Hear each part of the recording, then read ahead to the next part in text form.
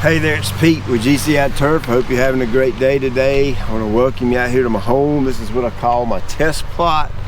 It's where over the years I've tried many different turf types, tall fescue, and different fertilizers, and liquid, granular, just all kinds of things out here to learn my profession better.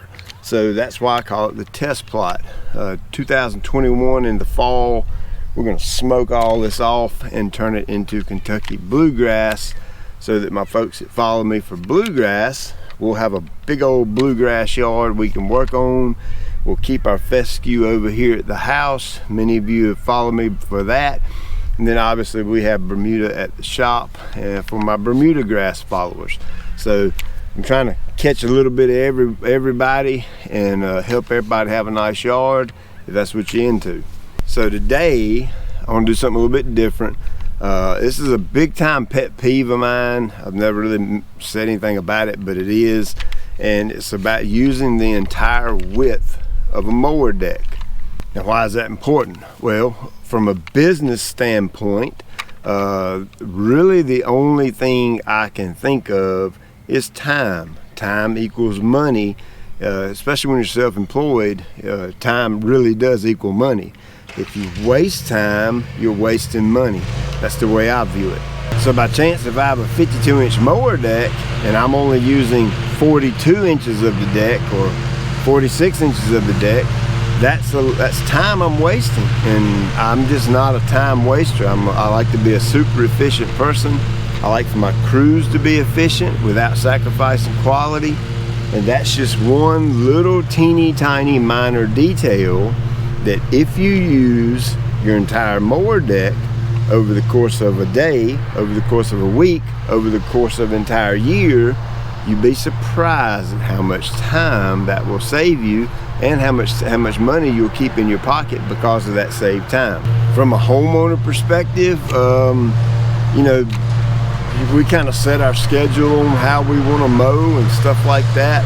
So I don't necessarily know that it's a huge time saver, yet it is, because it's a fact. If you're mowing 50 inches wide versus 48 inches wide over the course of the year, you end up saving some time. May not be an extreme amount of time, but it's still time saved. For me, I like to use the maximum width of the deck when I'm mowing my own yard because of the look I get. If I have a 52-inch mower, I want 52-inch lines in my yard or 52-inch stripes in the yard. When I'm back here push mowing, if I'm using a 21-inch mower, a 25-inch mower, or either my Allet, which is a 34-inch mower, I want a 34-inch stripe in the yard, okay? Now, you can't actually get it perfect every single time. So I'm gonna show you a few of my little tricks that I use when I do it, when I mow, so that it'll help you use the entire width of your mower deck. Okay, so like I said, I'm mowing with a 52-inch right walk behind right here. And on your mower deck, you'll have two sides to it. One's obviously closed, the other will be open. Usually on most mowers, there's going to be an anti-scalp wheel somewhere out toward the end of the deck, like this right here. So what I do is I use this leading edge right here to mow by, okay? I've got a 52-inch deck, so the width of my mowing pass is actually going to be 50 inches. I compensate 1 inch on this side and 1 inch over on the other side. That gives me just a little bit of overhang to maybe catch some of the scragglers or something that maybe I missed on the pass before. So looking at it from this angle, you can see here's my cut line right here, and it's right dead in line where it comes to a point right there. You follow that point on up, it lines up right about here, and that's roughly 1 inch.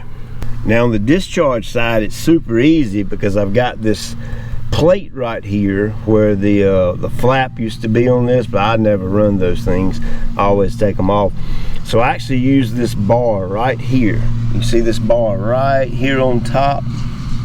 I use that, and it's roughly 1 inch between this bar and the outside edge of the deck.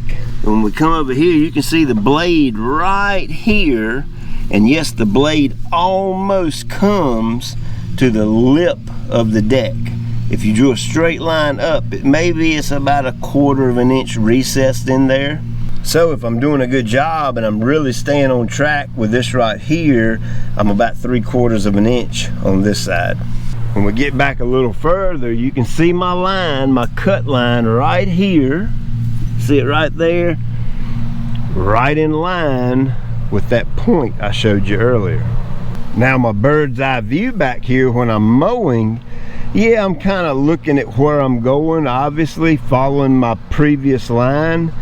But my main focus is the corner of that deck right there. That's where I'm looking, because I'm looking at my uncut grass, my line of uncut grass, and I'm manipulating the hydraulics to make sure I stay right on that edge, okay? Let me go down here and mow and get turned around, and I'll show you the same thing on this edge. All right, you can see right here, look right here. You can see this little bit of uncut grass right here, and look how tight it is to the edge of the deck. I mean, it is right on it. So I'm right at my 3/4 inch mark, which is about right here. And you can kind of see the uncut grass. You can see how it kind of goes up right and butts up to about right there. And it's right in line with the edge of my deck. Something else I like to do is make sure that I take my time turning around, and I want to make sure that I get squared up with my previous mowing pass. By being squared up every time, that's going to really help me to make sure that I'm using the entire width of the mowing deck. Now this might be a brand new concept to a lot of folks, and then some of you it may not be. You may be anal like I am. But if it is new, if you'll practice this and take your time, you'll get the hang of it. For me, the concept of this doesn't change regardless of the deck size. Right here, I'm using a smaller mower deck, but I still make sure I get squared up to my target or squared up to the previous line. Now, the smaller mower deck I'm using, the tighter my tolerance is. And what I mean by that is if I'm using a smaller mower deck, I like to hug the previous line even closer than I would, say, if I were using my 52-inch right. Now, if you're like me, you'll find yourself pushing the limit on this and trying to get it too perfect, and then every now and then you might leave a little hair of grass sticking up here and there, but I'll always go back and clean that up. So the moral of the story is using the entire mower deck is going to save you time, and if you're in this for a business, it's going to save you money in the long run. If you're a DIY homeowner, yeah, it's going to save you a little time too, but I think it's going to make your yard look better as well. So hey, I hope this helped. I hope it was something new and different. I know we kind of get wrapped up in doing the same videos over and over and over, but like I've said a million times, lawn care is all about repetition, doing the right things at the right time of the year and a systematic approach, and you end up with a nice looking yard. So if you like lawn care and you're into this kind of stuff and wanting a nice green yard, some thick turf to mow, like, subscribe, and share, and tell all your buddies, because that's what we do here. We're a lawn care company in the North Carolina area, and my YouTube channel is dedicated to teaching the DIY crowd how to have a nice yard using professional grade products. I appreciate you taking time out of your day to watch, and I'll check you later.